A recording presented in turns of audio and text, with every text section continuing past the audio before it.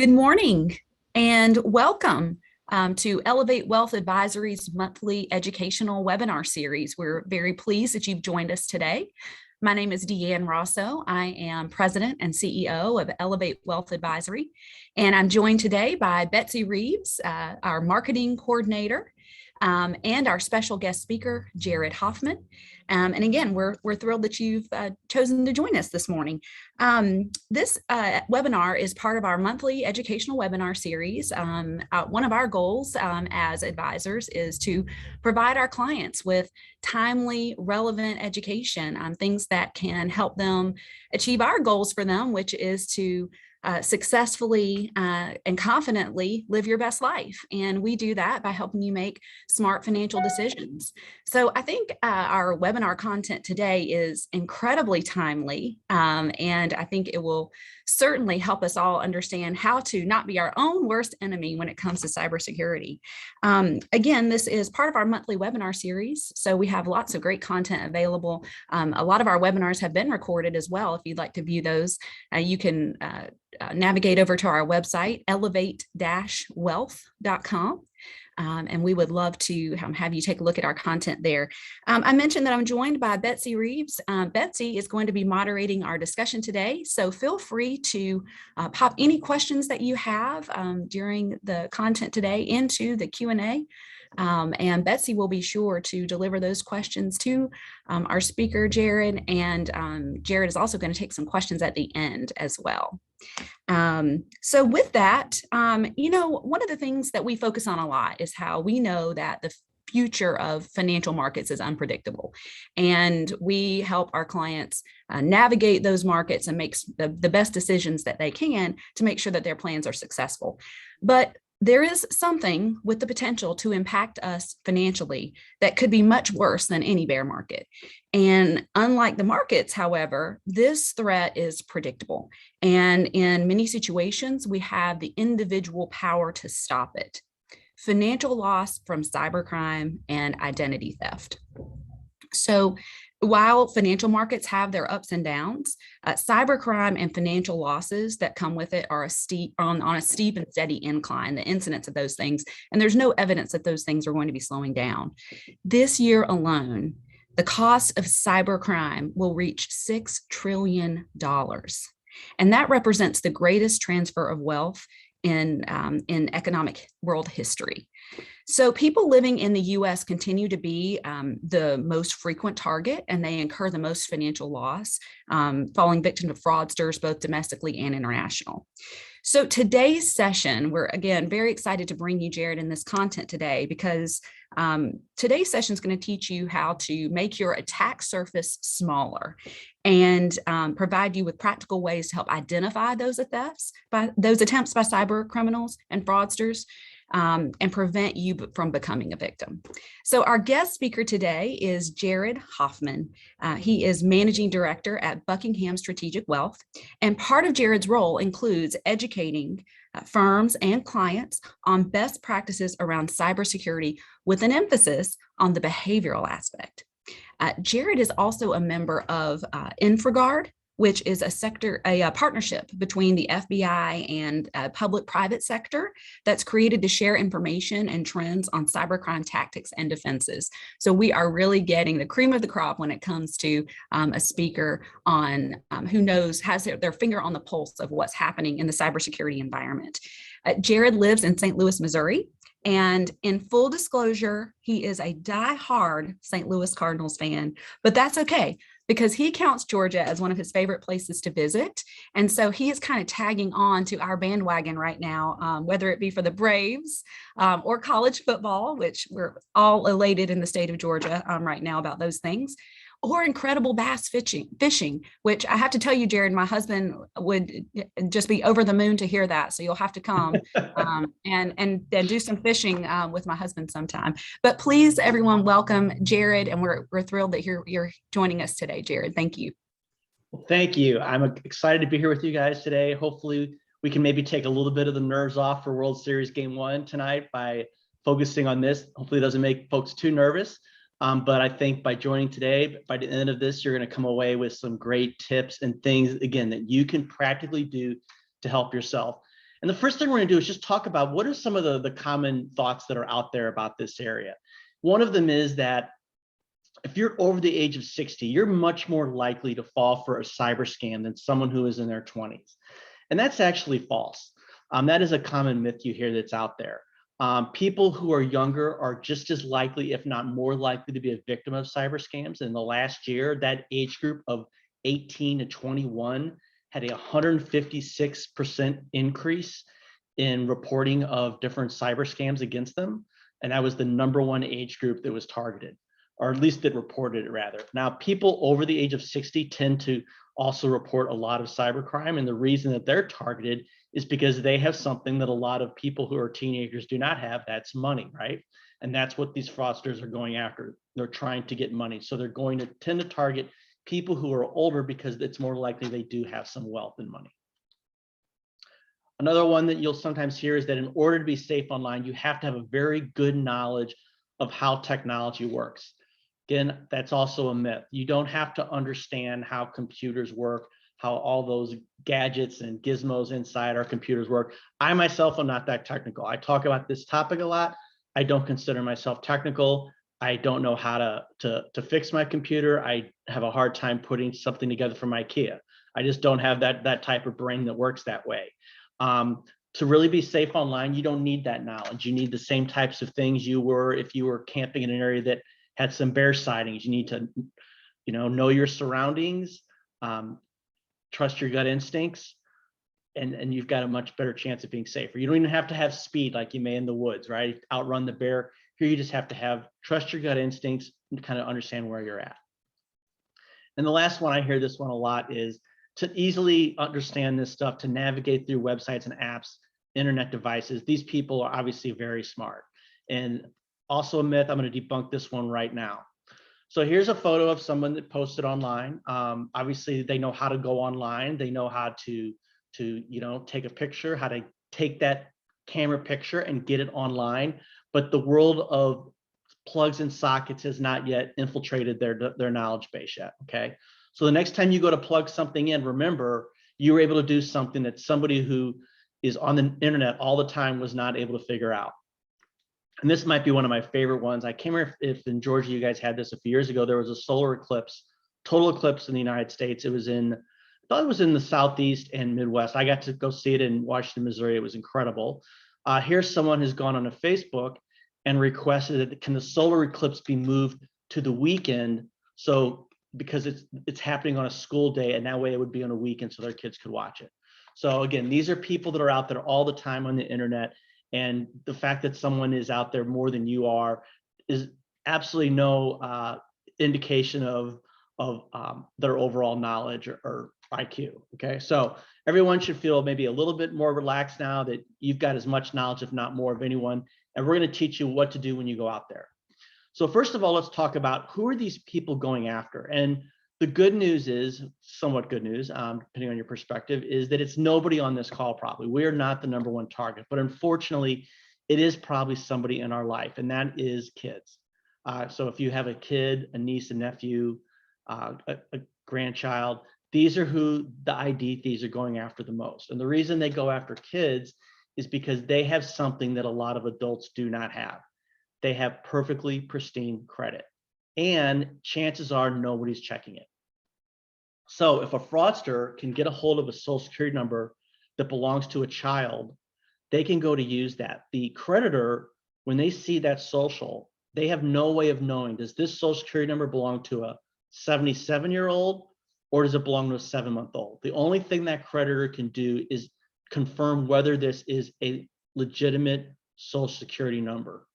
The age that gets attached to it is not the number itself. It's going to be the first time it's used. And if that person says, I'm 36 years old, that's the number that's going to get entered into that person's system and then get shared with other people.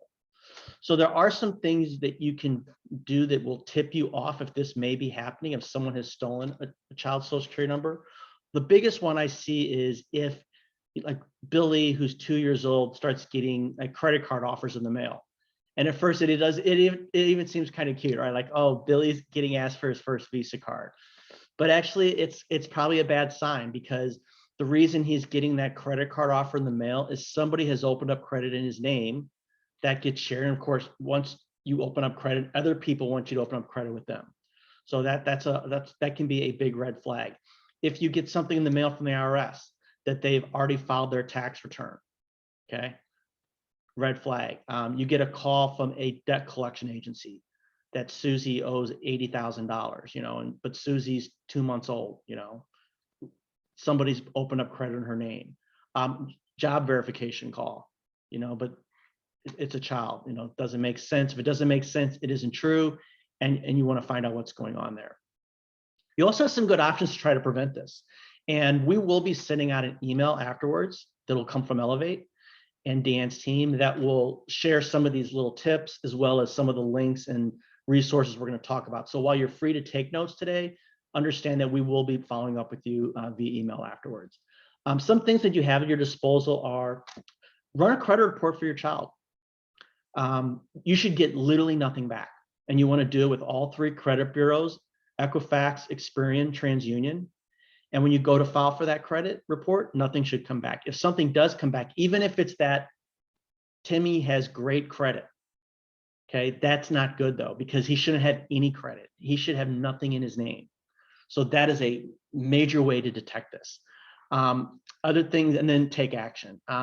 When you get your social security card for your child, that little blue card, I would lock that up somewhere safe. And I would not put it in my wallet or my purse, because if you do that and that gets stolen, then the fraudster has your child's social security ID card.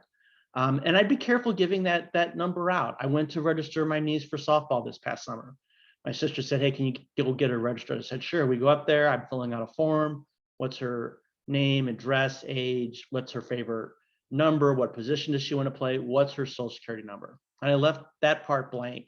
And when I turned it into the desk, I asked the guy, I said, hey, I'm going to leave this blank, the social security number. Is there any reason you guys need that? He said, nah, I don't know. We just got this form online. So they weren't even sure why they were asking for it. So why would I trust them to try to keep that safe? Okay. So it's okay to ask those questions, I think. The good news is the number one thing you have at your disposal now, however, is do a credit freeze for your child. This was not always possible 2 years ago. Some states allowed it, some states did not. And now it is, due to federal legislation, it is free in all 50 states. And so it's a little more involved in freezing your own credit because you have to show that you're the guardian, but you'll put a credit freeze on your child. And then when they become an adult, and it varies by state what they consider an adult, 16, 17, 18, that credit freeze will expire. And then they have the option to freeze it as an adult. But putting a credit freeze on really will prevent somebody from being able to do what we just talked about. I met a couple about 5 or 6 years ago. I didn't really spend much time on this topic of credit fraud for children.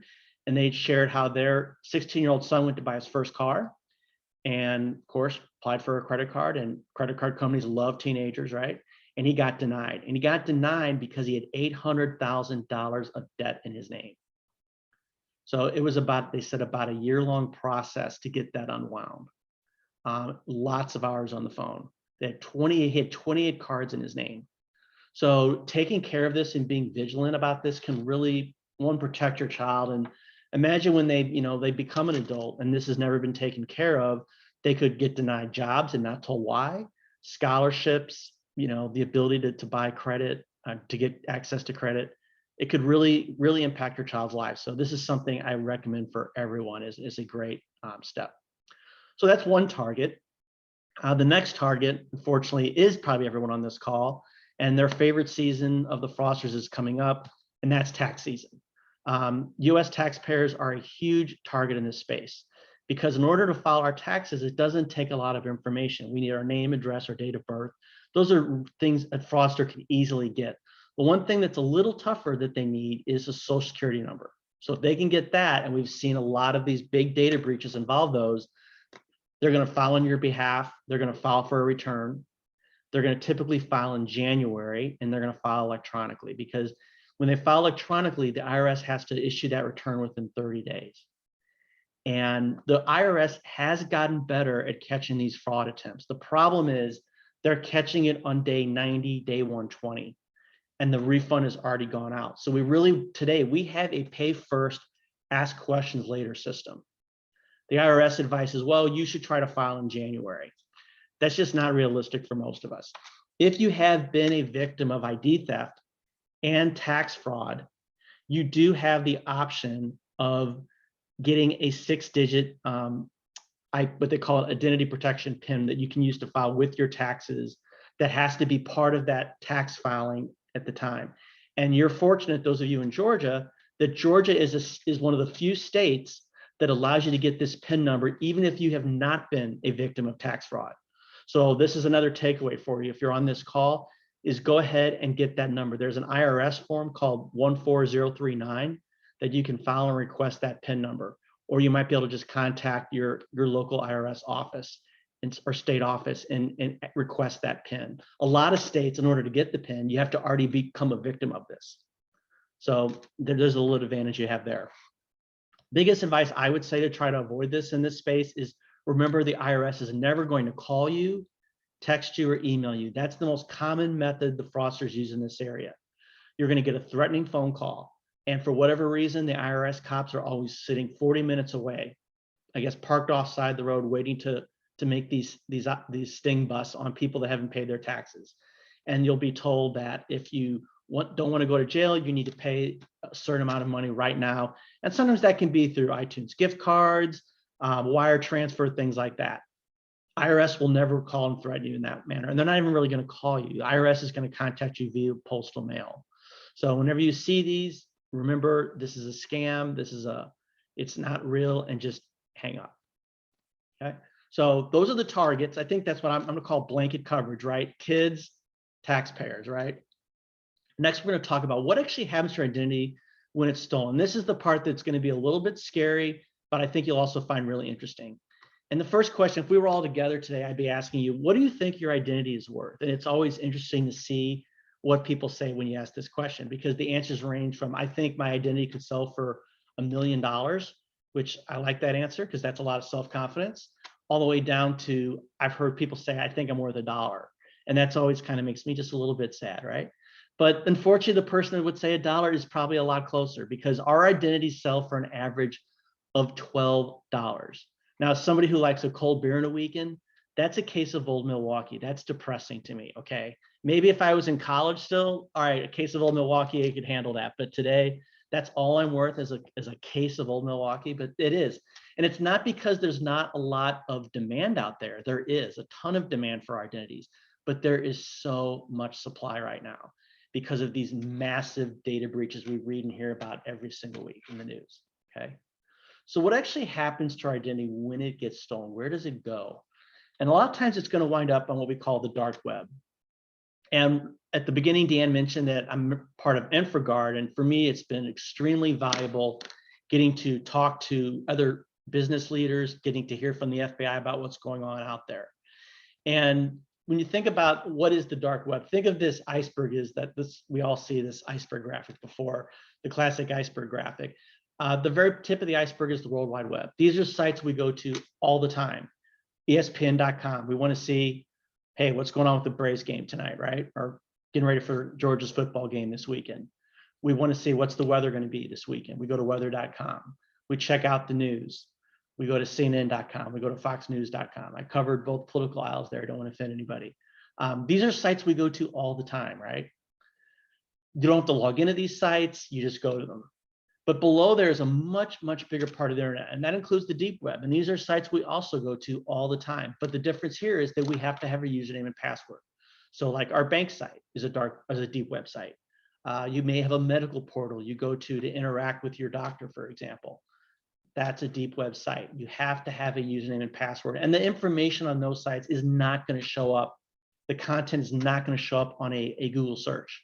But below there, the very lowest level of the internet is what we call the dark web. And this is where things like child pornography is happening, drug trafficking, sale of stolen identities and illegal services is happening.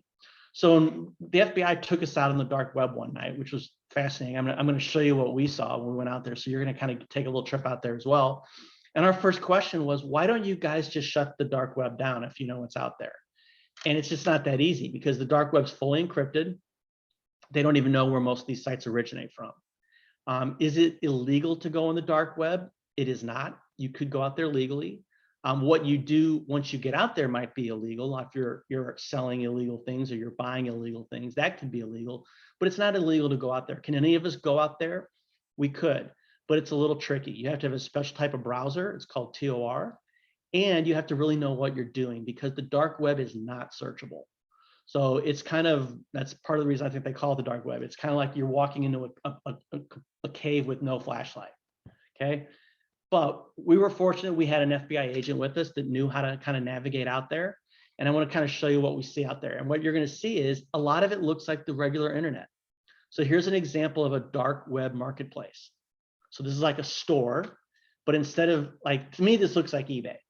But instead of, maybe buying a bicycle or a book or some furniture, I am buying stolen Social Security cards or stolen bank cards or stolen identities. And you can see some of these are selling for as little as $1.50. And the number of people viewing these items is not just, 10, 20 people, it's 15,000, 10,000 people. So there are millions of people out on the dark web. This is not just some little small niche, area of the internet. It's actually a pretty big part of it. Here's a site that is specializes in selling ATM skimming devices. These are devices that you can put on top of an ATM machine to capture people's card data. So obviously these are very illegal. This is a very specialty store. Hey, you wanna get someone's ATM information? We have devices we can sell you that can do that. Here's a site that is selling stolen credit card data. So when we hear about these big breaches, oftentimes they will wind up here. So if somebody steals my Visa card, I get pickpocketed on the street, they're gonna run down to the gas station and use that. In this example, I still have my physical card, but someone has the data behind it in order to use it. And now they're selling it out on the dark web. And you can see the country for these, US, US, US. And the price little as $40. Here's a site that is selling stolen Yahoo passwords. Yahoo, unfortunately, has been in the news in the worst way the last few years. They've had some pretty big data breaches. Here's someone has 100,000 Yahoo accounts. They're selling for about $11 a password. So when you hear about these big data breaches in the news, the first thing I would do is I would go in and I would change and update my password. Because if you log into your account, everything may look okay. And maybe it is for now, but your Yahoo or your stolen password that you hear about may end up on the dark web, maybe 2 days later. Sometimes it's 2 months, even 2 years later. And if you have taken no action, then they're going to be able to use that once they get a hold of it. You can kind of see in the lower left, I know the screen's a little blurry on the screenshot here, feedback. So they literally will leave feedback for each other. Just like when you go on Amazon, you buy something, you can give it like so many stars. Same here. I bought these stolen passwords. They worked great. I highly recommend the seller. Okay. And a lot of stuff is also sold in Bitcoin. The reason it's sold in Bitcoin is Bitcoin's anonymous. So it's a very popular currency on the dark web. The other big change that has happened on the dark web is they're really running this like a true business, like a real marketplace. So you will see things out there like 100% satisfaction guarantee. So why would somebody on the dark web ever offer something like that? Well, first of all, if you buy a stolen credit card on the dark web and it doesn't work, what are you as the buyer going to do? Are you going to go to the police and say, hey, I bought a stolen credit card and it didn't work? But actually, you're going to go back to the buyer and they're probably going to either refund your money or they're going to give you another one, because they don't want to have a quote bad reputation out there for their store. They want to be known as a store that comes through. So they're going to probably guarantee their results. They're going to offer 24/7 customer service. I recently moved. Trying to get a hold of utility companies and some other things I need to do is almost impossible. They have 24/7 service. They'll do free trials. You want us to hack up 10,000 email accounts? We'll do the first 10 for free, and we're going to show you we know what we're doing. And this world is so upside down that you even start seeing phrases out there like honesty and integrity. We're hackers you can trust to do the wrong thing. We hired the best people. We know what we're doing. Trust us, we will come through for you. So who are these bad guys, right? When I think of bad guys, I think of people that wear masks and they're enshrouded, in capes and black and stuff. I'm a Cardinals fan, as Dan mentioned. Sometimes I think of the Cubs as the bad guy. You guys are probably thinking the Dodgers, or maybe you think you got the big game with Florida this weekend, right? So our sports bad guys kind of vary quite a bit. But these are not what cyber criminals look like at all. These are pictures of, here are actual cyber criminals. And when you look at these folks here, I think, to me, these look like everyday normal people. These look like somebody I could live next door to, somebody who may go to my church, somebody who I may be passing by in the street all the time. It is not that classic image we have of some kid in their parents' basement typing away furiously writing code. These people are very social. They know how to manipulate people. And while they may not be violent, they're extremely dangerous because they will do anything they can to take your money, anything. And they do not discriminate. They don't care what your race, your religion, your age, your background is, anything. If you are living off Social Security, they're just as likely to take money from you as they are to take money from a billionaire. Okay, and right now they're operating at a Hall of Fame level.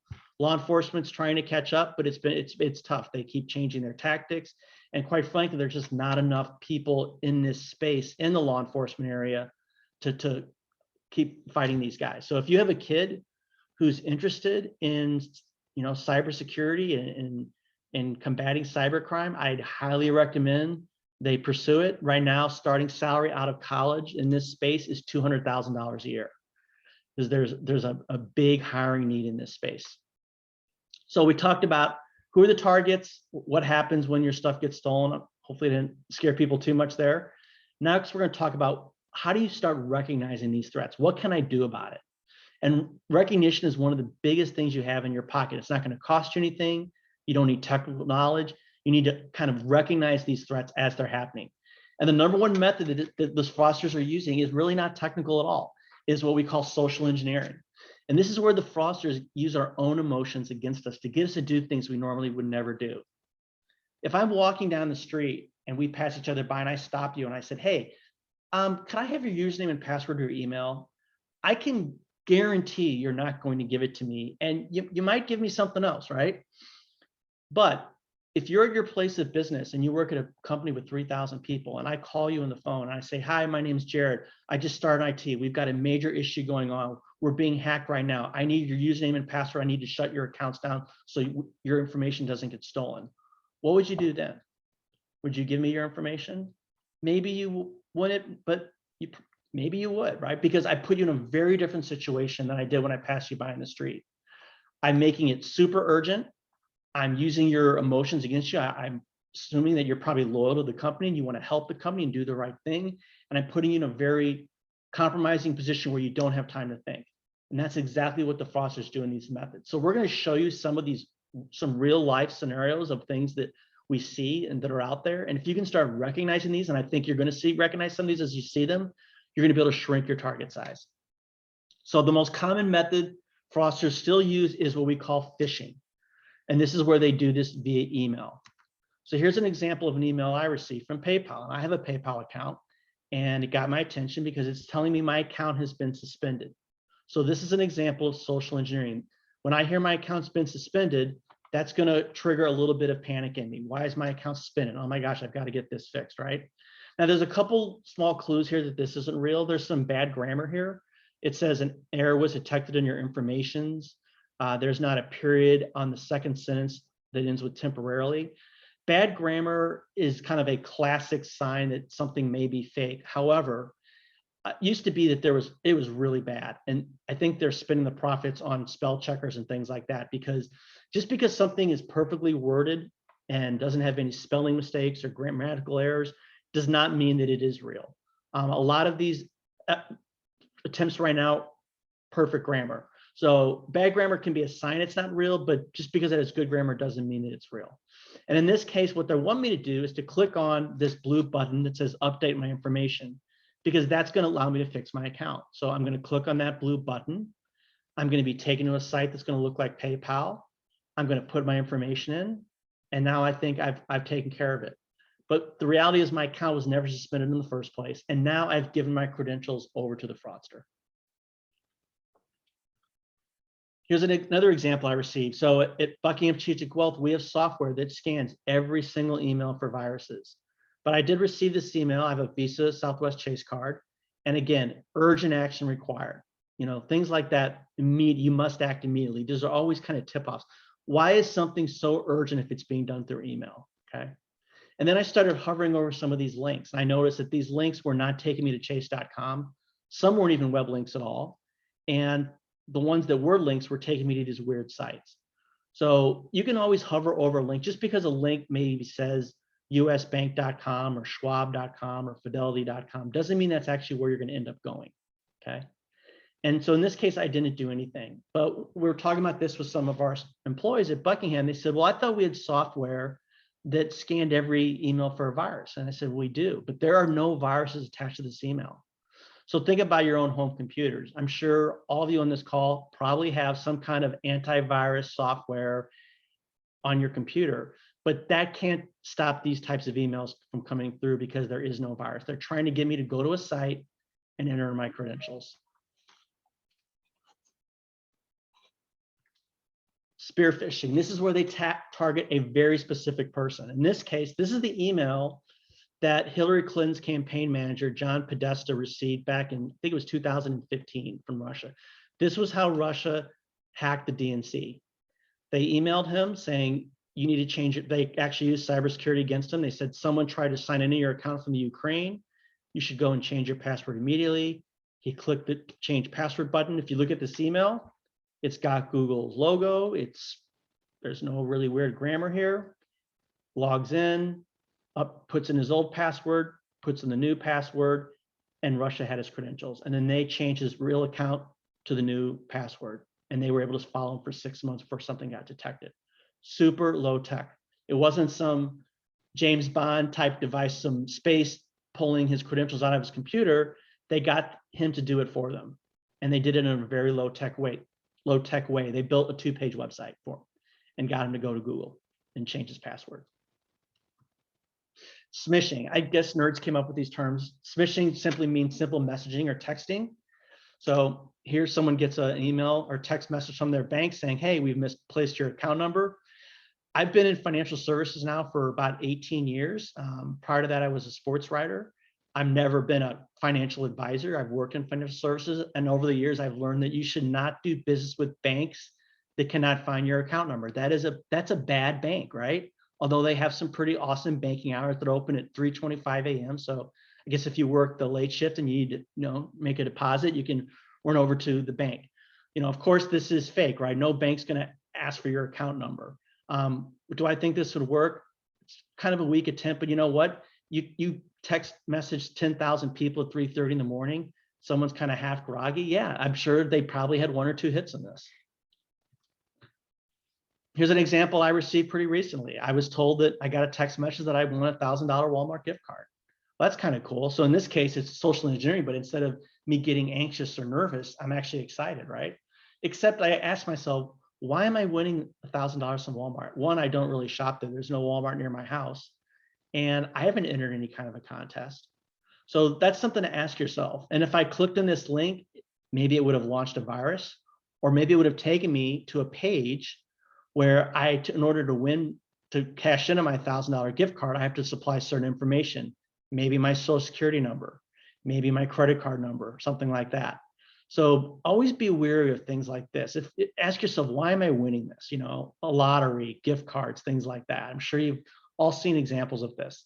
And if you're not sure, in this case, call up Walmart and say, hey, I got this text message saying that I won a $1,000 gift card from you guys.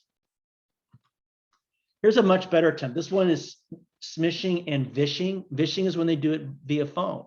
So this attempt's a lot better than the bank that could not find the account number. Get a text message from Wells Fargo. My account has been locked. Social engineering. That's going to create anxiety and panic in me potentially. I'm going to call this number. Somebody's going to answer. Hi, this is Mark at Wells Fargo. Oh yes, your account was locked and you received our text. Great. I can help you out today. Can I please get your account number to get it unlocked? I hear typing in the background. Yes, we've unlocked your account. We apologize for that inconvenience. Anything else we can do to help you today? You say no. I log into my account. Sure enough, it's unlocked, but it was never unlocked in the first, or was never locked in the first place. And now I've given my credentials over to the fraudster. Here's one some of you are going to recognize. You get your computer starts flashing, or maybe you just get a phone call. Hey, someone's trying to launch a virus on your computer and we've detected it. This is Microsoft calling. We're here to help you with your computer. We've detected you've got some viruses and we're going to help you clean it up. I used to work in technology, not as a code developer, believe me, I'm not that technical, but as a manager. And I can tell you that Microsoft is never, ever going to call you. Even when you need them to call you and you have an open ticket with them, they're not going to call you, okay? So that is always a red flag. If you get a call from Microsoft, it's not, trust me, it is not Microsoft. My mom is probably maybe the worst person at technology I've met in my life. Great mom, horrible tech person. And one day she got one of these calls and she told me that Microsoft had called her to fix the computer. And I'm like, oh, Mom, she's like, well, I don't understand. She goes, they wanted me to get a file off the desktop. And she thought they meant the physical desk that she was sitting at. So she's looking around through papers. She had these guys so confused. She had them on the phone for 2 hours unintentionally. I wish, well, maybe Mom's better than I give her credit for. And they finally just hung up. They got so frustrated with her. They couldn't get anywhere with her. So that's one method you can use, but I'd recommend just hanging up. If you think your computer really has a virus, take it to somebody that you trust. Take it to your local PC store. If you work with someone who helps you out with your computer, call them. But these are almost always going to be fake. No one has any way of knowing that something's wrong with your computer. So we talked about a lot of these different methods today. During the pandemic, one of the shows that I became addicted to, and I still watch now, is Judge Judy. We started work from home. It came on at the end of the day. I'm like, what is this show? I've heard about it, and I watch it every day now. And as an unabashed fan, you start learning, we call them Judaisms. I love some of these. One of them is beauty fades, dumb is forever. This is one I told my nephew a couple weeks ago. I said, you know, if you tell the truth, you don't have to have a good memory. And this one really applies to what we're talking about here with these social engineering attempts. If something doesn't make sense, it isn't true. So what the fraudsters will do in all these attempts is they want you to act right away, because if you stop, take a breath, stop and think about this. Does this make sense? Does it make sense? Why are the IRS cops 40 minutes ago? Why is the IRS threatening me? Why do I have to take action right now? What's, you know, stop and just take a minute. If something, if your spidey sense or your stomach is telling you, I don't know about this, trust your gut instinct. That is your number one protection in this area, probably more than any kind of antivirus device, is stop and think, does this make sense to me? And if it doesn't make sense, it isn't true, or at least take the time to investigate it. So a big thing in the news right now has been ransomware. We've been hearing about it with big time companies. The Colonial Pipeline incident this past summer, where the pipeline was hacked with ransomware, which basically shuts down everything. There was a food processing plant up in Wisconsin that had their system shut down. We're seeing schools shut down with ransomware. Just to show you, I told you how ruthless these criminals are. One of the biggest targets of ransomware is not banks, it is hospitals, because the fraudsters know, the bad guys know, they're most likely to pay, because it is a matter of life or death. They cannot have their systems down. So there was a heart hospital in Wichita that got hit with ransomware, shut down their phone system, and they had to pay $1 million to get it up and running. They didn't have, 2 or 3 days to form a committee to figure out what to do. Okay, but ransomware can also impact us individually. So how does this work? I'm going to show you how ransomware works and what you can do to defend yourself. So I'm sitting at home, and we talked about these phishing attempts, and I'm going to get an email. And the email is actually from a bad guy. But I kind of fall for the trick, let's say. I click on that link, and I launch this ransomware, and it's going to basically totally lock down my computer to where I can no longer use it. And now the fraudster is going to contact me through some method. Maybe it's through an email, most likely. It might be a phone call, something like that. And I'm going to realize he's going to identify himself. Hey, I'm the bad guy, and I've taken over your computer, and I've locked it with ransomware. And if you want to get your computer back, and this is where the sadness is starting to set in for me, you're going to have to pay me money. And 4 or 5 years ago, the typical ransom for an individual is around $300. And this has become such an effective method. Now it's closer to $3,000. And this is where the FBI is very divided. What do you do here? Some agents say, never pay it. You're just encouraging these guys. And even if you pay them, there's no guarantee they're going to give your computer back to you. They're going to decrypt it. But other agents say, you know what? You've got all your family photos on your computer, or you've got a lot of sensitive data that you have to get back. Yeah, you better pay the ransom. Okay. So what is your number one defense in this space? I would say make sure you're backing up your computer, and I'm backing it up somewhere besides your computer, because they've actually created ransomware now that they can also encrypt your backups. So you want to be backing up to a third-party drive, or I even think it's better to back up to the cloud. Then you've got a much easier decision. I got hit with ransomware 2 years ago, and because I wasn't thinking. I got an email that my computer had an issue. It was a Sunday morning. I was trying to set my fantasy football lineup, which was a waste of time because I was in last place. And I'm like, and I'm like, oh, I got to fix this. I'll say, yep, run the software to quarantine. And as soon as I clicked it, I'm like, oh boy. And sure enough, 3 minutes later, I get the pop-up. We've taken over your computer. So in my case, fortunately, I was backing up my computer every week. So I did not pay the ransom. I had to have my laptop wiped clean, back to factory default, but I was able to restore from my backup. So at least it was an easy decision for me. And it was a lesson that, even though I talk about this stuff, anybody can fall for this stuff. And I realized, like, next time, stop, think before you click. Okay, Mandela Effect. So what does this have to do with cybersecurity? So the Mandela Effect, some of you may have heard of this. This got named by a researcher who did some research and found out that 75% of the people that they interviewed thought Nelson Mandela went to prison in South Africa and died there a hero, which is not totally true. He did go to prison, but he was eventually released and became president of South Africa.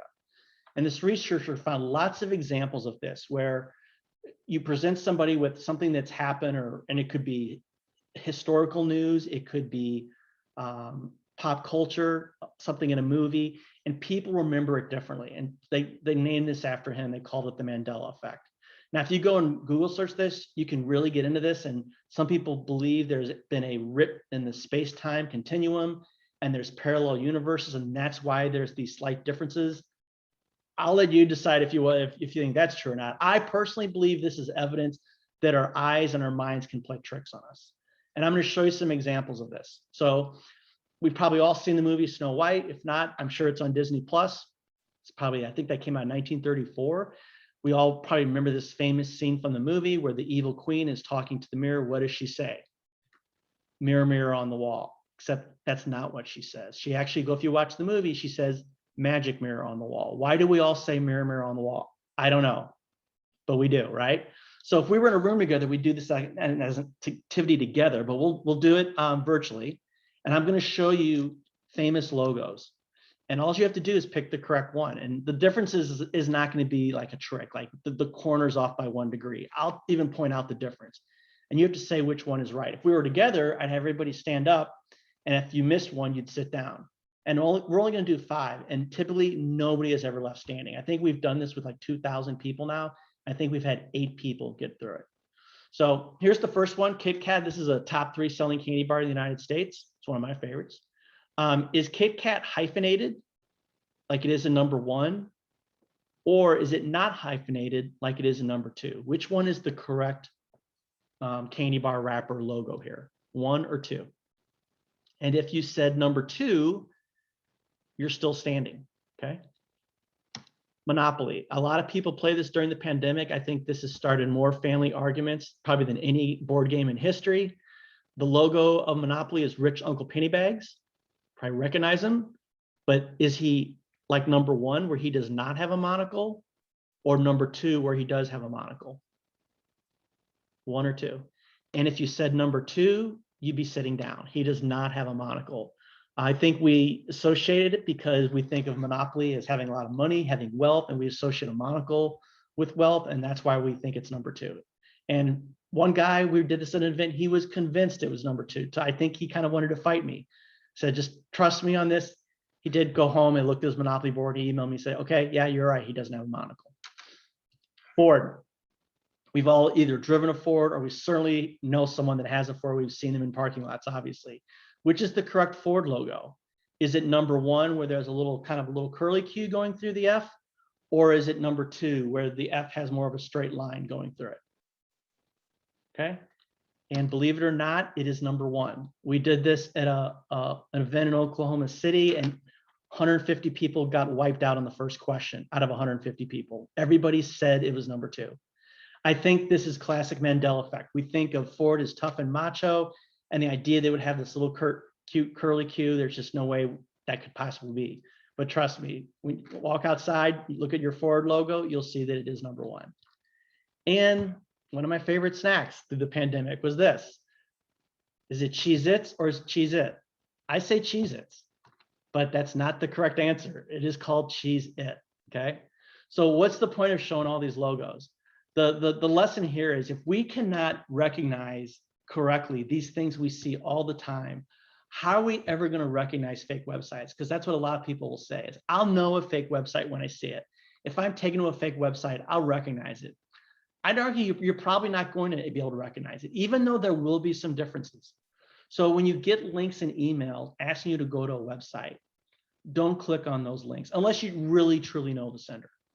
If you know it's your mom, your dad, a trusted business associate, fine. But if you get these emails from companies that you really aren't positive who the sender is, open up another browser, go to search for chase.com, search for your bank, your doctor, go to that site, go to the site that you know it to be. Don't click on links in emails unless you truly know the sender.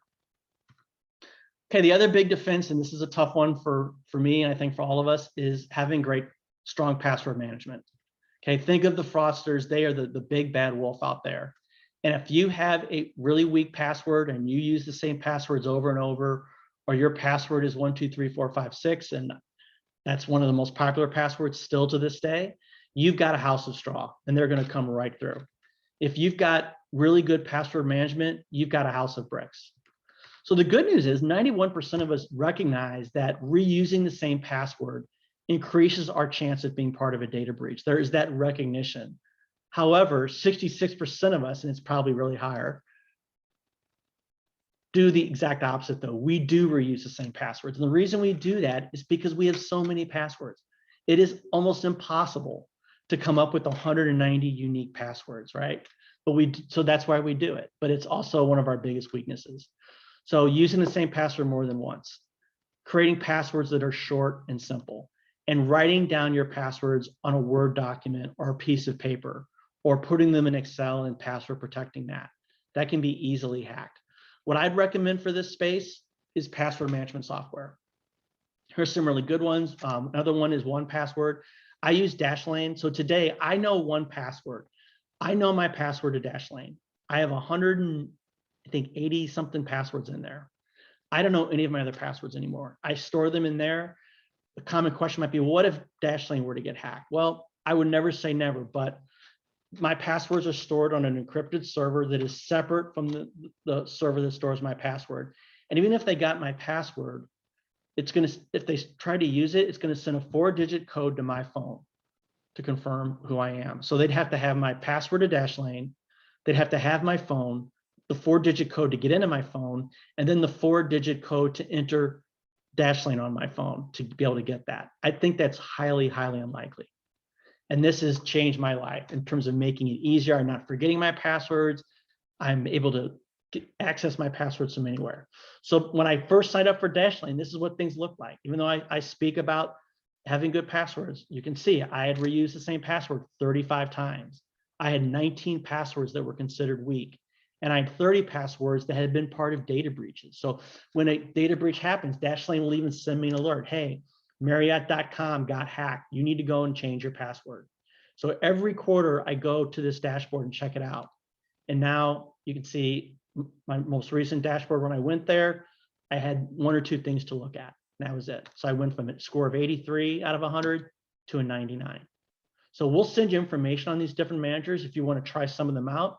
They're all really good, I think. The difference is in the bells and whistles. Another thing that you have at your disposal is 2-factor authentication. So this is where, like I mentioned, you get a PIN sent to you. I think some of you have experienced this. Your bank sites, the custodians, your social media sites all offer this, but they typically do not default you into it. I'd highly recommend doing this. This will, if somebody ever gets your password, in order to really access your account, they're going to have this other piece of information, which is typically going to go to your phone. We'll send you information on how to do this as well. Here's 4 things we all procrastinate on: doing the dishes, taking out the trash, cutting the grass, updating our phone. We get that message in the middle of the day, we're in the middle of a text, your phone wants to run an update. So we say, I'll do it when I get home. And then when I get home, now we want to watch a video on our phone or something else, I'll do it later tonight. And then later tonight becomes next week, right? We've all experienced this.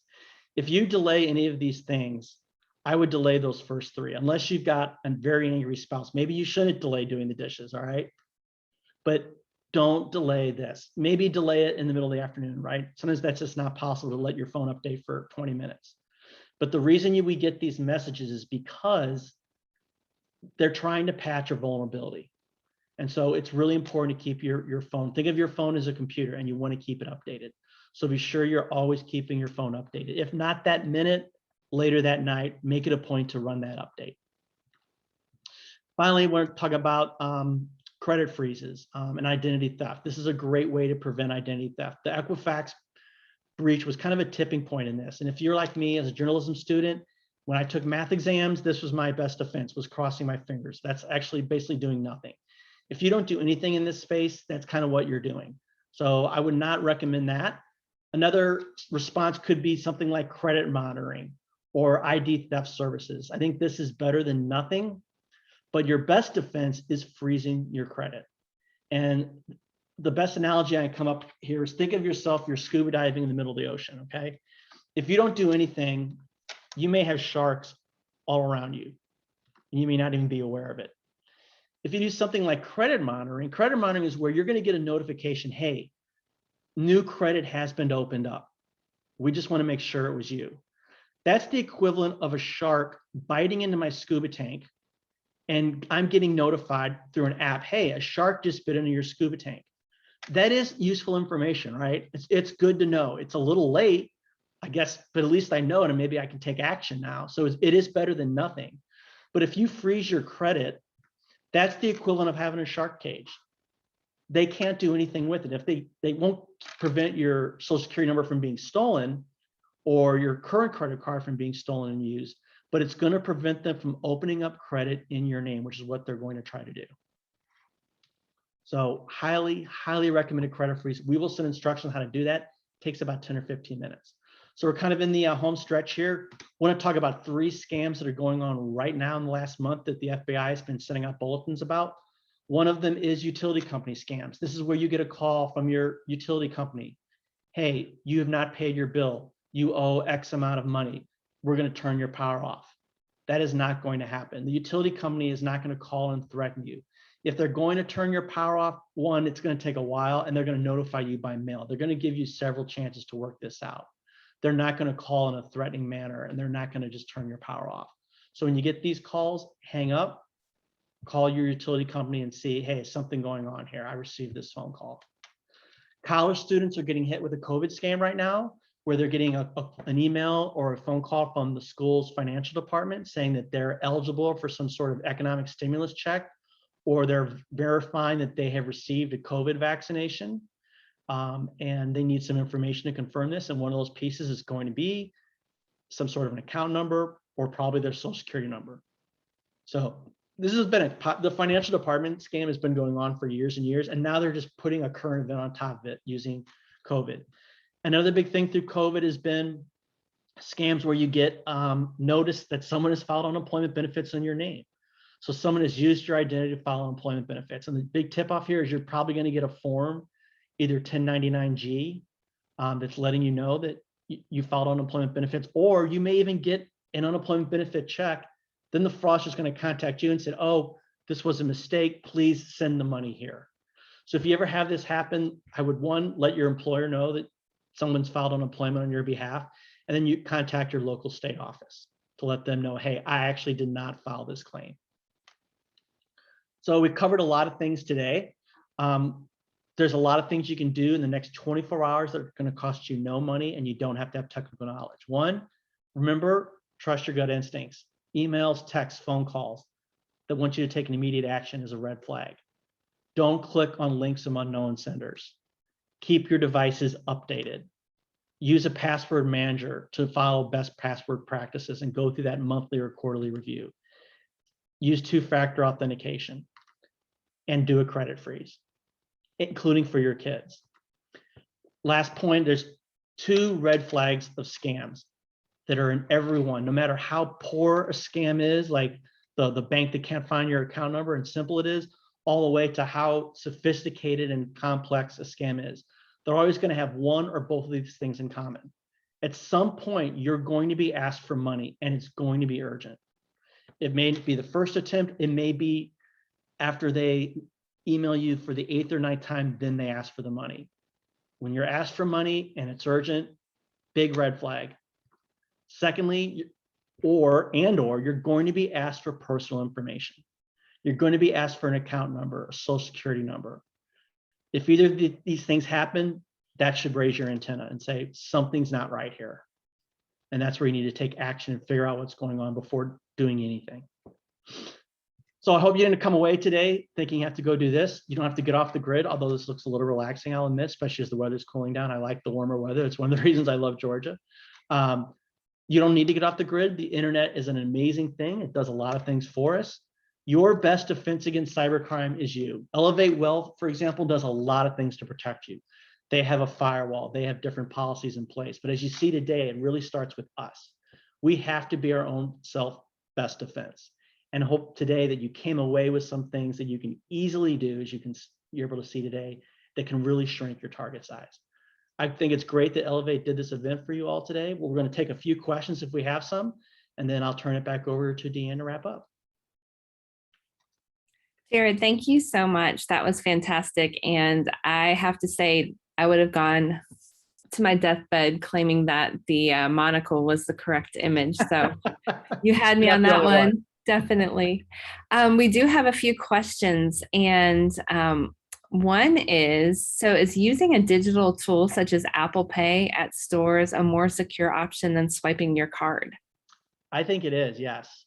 Now you'll always want to, make sure you're using the right device and things like that, and you've downloaded the correct app. But those devices, same with sending out checks. When you send out checks in the mail, there's a lot of check fraud going on because your check has a lot of information on it, your routing number, your account number, things like that. So I think those types of those devices or apps are really good. Venmo, PayPal, Apple Pay, or Google Pay are all good. Very good. Well, you mentioned Lastpass. That is something that we're familiar with. Then one of our attendees asked, when you're backing up your information on your computer, like you mentioned, is OneDrive enough to do the trick in order to back up? It can be, but you have to make sure that you're backing up. Like OneDrive is a cloud device. If you're backing up to a local drive on your machine, unfortunately, that would also be encrypted. So OneDrive is cloud-based. I think that would be good. LastPass is also a great one. LastPass has a really cool feature. You can will your passwords to people, which is helpful. We had an uncle pass away last year, and Uncle Frank was great at password management. The problem is none of us know how to access any of his stuff. And in some cases, it's been really tricky working with other institutions to get access stuff because they're like, look, you don't have the password. And even though he passed away, it's been tough. So that's a cool feature that LastPass has. You can say, upon my death, I want my passwords to go to X person. Wow. Okay, that's great. What do you think about cyber liability insurance? Are they considered essential and necessary for small businesses these days? Yes, in my opinion, absolutely. I would highlight, there's different ones out there, so you want to do your due diligence, but I would highly recommend that. It's going to offer you, like, it's different than like an E&O type insurance. It's very specific, and small businesses in particular are huge targets. That's a big myth out there that the fraudsters only go after the big companies. Actually, it's less. They go after smaller businesses knowing that they don't always have the resources or they don't always have the policies in place to, protect themselves. So they're frequent targets. And I would recommend something in that area. Very good.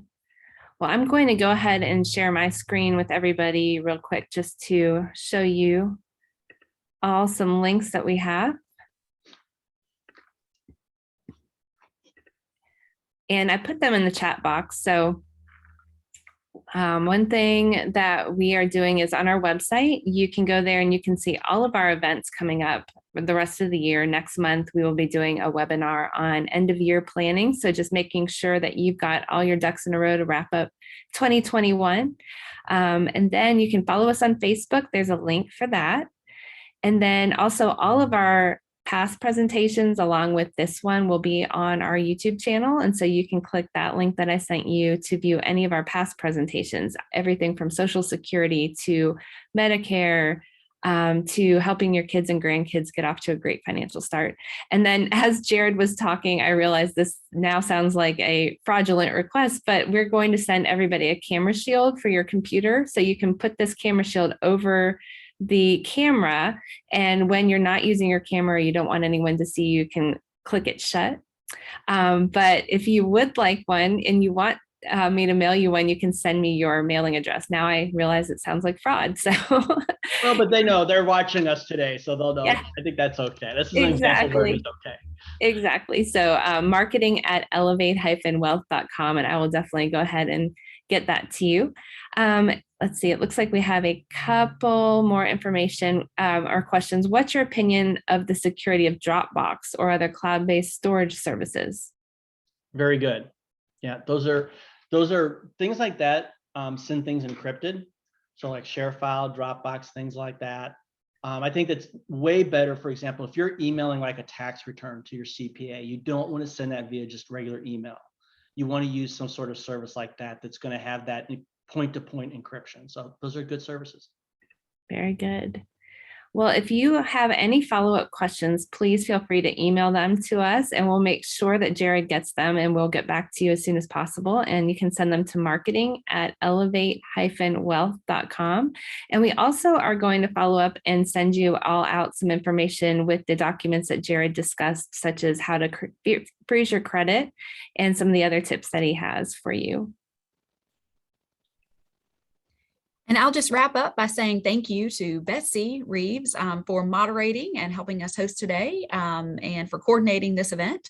And thank you so much to Jared for joining us today. As Jared mentioned, we do have a lot at Elevate. We have a lot of policies and procedures in place to make sure that we protect your information as best as we can. And a lot of times, when you need to hear from us, like Betsy was saying, email her, to share that information. And lots of times we will call you to verify things. So please know that we do take the utmost of care in protecting your information. And we hope today that you have learned some ways that you can protect yourself from these cyber criminals. And again, thanks to everybody for attending. Please feel free to check out our website. And anytime we can be of service, please feel free to give us a call or check out our site and send us a message through the Contact Us form. And thank you all. Hope you enjoyed our educational and informative webinar today. Thank you, Jared. Thank you. Everybody have a great week. Go Braves. Go Braves. Go Braves.